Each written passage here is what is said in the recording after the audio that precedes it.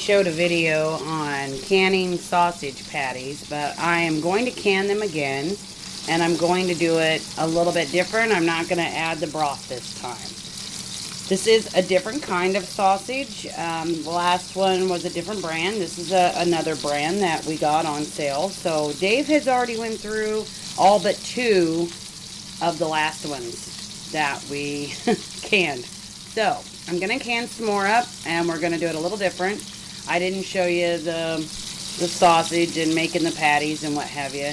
But I am frying them, browning on both sides, and then we're taking them out, putting them in a pan, and then we'll pack them into the jars. So we are still cooking them and getting them brown.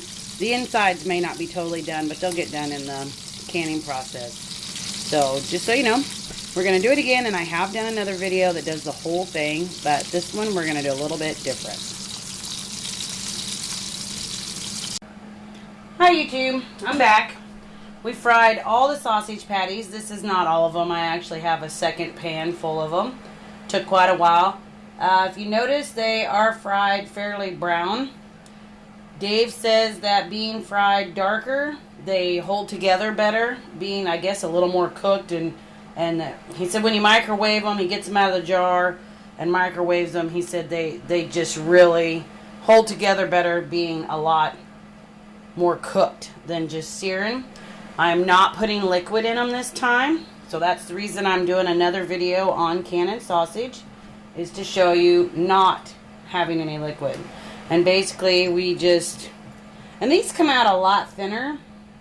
I don't know if I just got really overzealous with the whole patty making or what I did, but so they're thinner, but we tended to make them, I guess, bigger.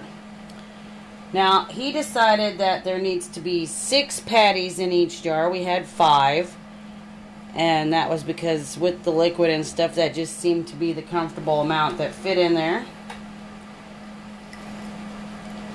And since they're not perfectly round, they do get a little funky. Let's see, we've got 5 in there now. He said 2's right. You can take 2 a day to work. And that's 3 days, so two jars will last him. He can go through these jars now. And that's it. That is all we are going to put in there. We are going, I know a lot of people say, oh, it's not as appetizing because it dries out. But we did the liquid, and the liquid was, oh, it was gross tasting. And then it was so messy to get them out. And once you heat it back up, he doesn't think you're going to notice. He said it'll probably be like the hamburger that you dry can. You don't notice that it's dry. So we're going to do this so we can see which one we like better. So far we know that we don't care as much for the one with the broth that covers them. But, you know, I think it's a personal preference. I really do. Since these are greasy and you can't really use a funnel to put them in, we want to use vinegar for sure. And just really make sure you get them washed off really well, because you don't want that grease left on there. Now, I do have this. I know it's not necessary, but I did run it kind of along here just to, if there were any air bubbles in it that you needed to escape or something, they could. I don't think you have to do it. I really don't, but I did do it.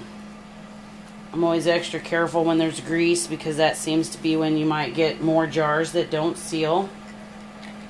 We're going to put our washed lid on top, and then we will finger tight, and we'll set it in the canner. And that's it. So that's what they're going to look like. Like I said, we put 6 in here this time. They're thinner. Last time we couldn't fit 6. We could only get 5, and they were up here, but they shrunk and got fat. These shrank but didn't get fat. But this is a different brand, a different type. So you can see there I pushed the edge off of one, but he said that's okay. So we're going to get these in the canner. They're pints. They're going to pressure can at 75 minutes, 10 pounds of pressure for my altitude. And once they're done, we get them out of the canner. I'll come back and show you what they look like when they're done. So we'll be back. Okay, so I forgot to show you the finished product when we got done doing the sausage without the broth, and we had used beef broth to pour over it.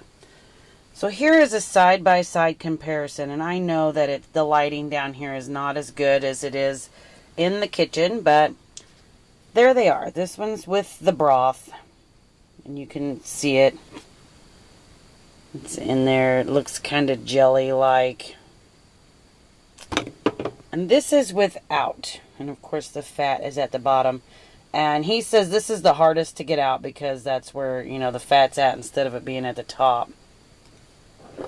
But there it is. And you can kind of tell they do look a little drier. But he said that he doesn't want the broth anymore. He prefers this one. He said it doesn't get as spongy tasting, and it's not near as messy when you go to microwave it and make a sandwich. So we are going to stick with this way of doing it instead of this way.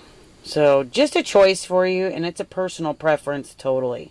Some people do not like the more dried look, but it doesn't taste dried when you eat it. So it's, you know, like I said, it's a personal preference because you can tell the difference in the color and the way they look.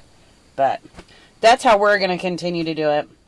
It works for us. But you can do it this way as well. So I just thought I'd bring it back and show you because I did forget, and I have no idea why, but I did. So there it is. And you just have to make your own decision. It's not much harder to put some broth on it like this than it is to do this. It's one more little simple step. So you're not really saving a whole lot of time by not doing it. So it is just personal preference. But there you go. Thanks for watching. Please like and subscribe if you haven't already. I try to do my best. Thanks.